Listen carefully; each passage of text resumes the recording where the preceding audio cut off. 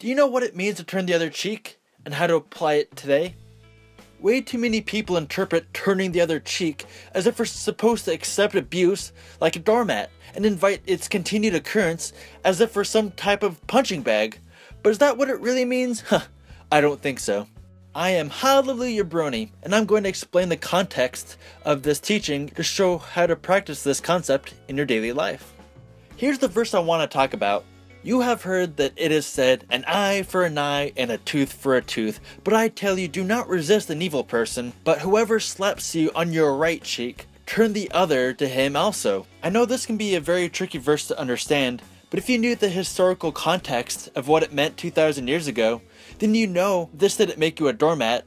It sent a clear message of peaceful subversion against Roman occupation. 2,000 years ago, it was an insult to backhand somebody in the face. It was a sign of saying who's inferior and who is superior. However, a Roman would open slap someone that they respectfully disagreed with an emphasis on respected. So, during the time of Jesus, it was very common for Roman soldiers to assert themselves with their backhand to get what they wanted.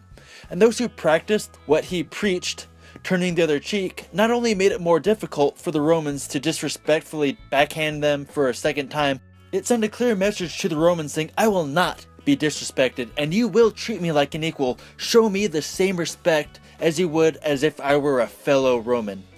In other words, the goal of turning the other cheek involves taking away their ability to hurt you, or at least taking away the gratification of their insult or action.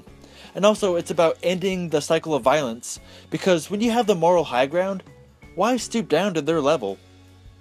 I'll now explain how to practice this in our modern day society. Andrew Luck, the quarterback of the Indianapolis Colts, has a very unusual type of psychological warfare that he uses whenever he gets tackled to the ground by his opponents.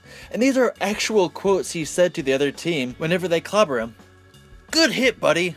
Wow, you really got me. And dang, you're quite a nuisance today. Honestly, who does that? That just doesn't make any sense at all. I think this reception is gonna be perfect! Perfect! If we were celebrating a 6-year-old's birthday party. Thank you! I don't think that Pinkie Pie understood that was an insult. However, she handled that pretty well. And if they're just trolling, you know what to do, especially if you saw my last video. Even though Discord was being a jerk to Fluttershy, taking advantage of the situation, Fluttershy still managed to kill him with kindness. I see that Discord's far from perfect, but I also see none of you giving him a chance. Why do you keep cutting him so much slack? Because that's what friends do. Do you see his face? That is the look of someone who receives undeserved kindness, whether they showed or not. Do you think it's weird to repay a compliment whenever you receive an insult? Well, that's because it is weird, and it doesn't make sense, but then again, that's why it might work. On a more personal note, when I was growing up, I was teased a lot for my stuttering and for my speech impediment. When I was told this advice and I finally used it, you should have seen the look on the faces of those who were picking on me when I gave them a compliment. They were so confused and baffled by what happened that they just laughed and they moved on. Well, well, well. Look who's here. Nice outfit.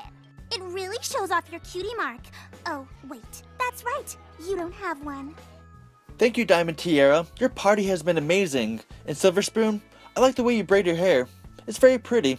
Well, let me get back to enjoying your great party. Well, have a good day.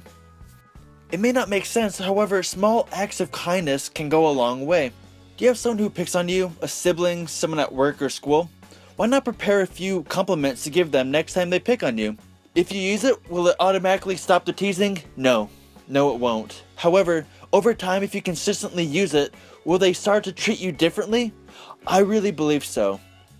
When I gave a sincere compliment to them, I raised their self-esteem. And I took away their ability to hurt me, or at least I took away their gratification of making fun of me. And in other words, I practiced turning the other cheek in the exact way that Jesus taught in the Bible. So, it worked for me, and it also worked for Gandhi and Martin Luther King Jr. as well. So thank you for viewing. Do you agree that this is the best approach in dealing with those who disrespect you or insult you? I pray that the research and insight that I presented will be useful for the next time you find yourself in the company of someone who insults you or teases you. However, what if you experience any physical violence against you or a recurring pattern of verbal abuse? So in my next video, I'll be opening up about my experiences as someone who's been both a victim and perpetrator of bullying.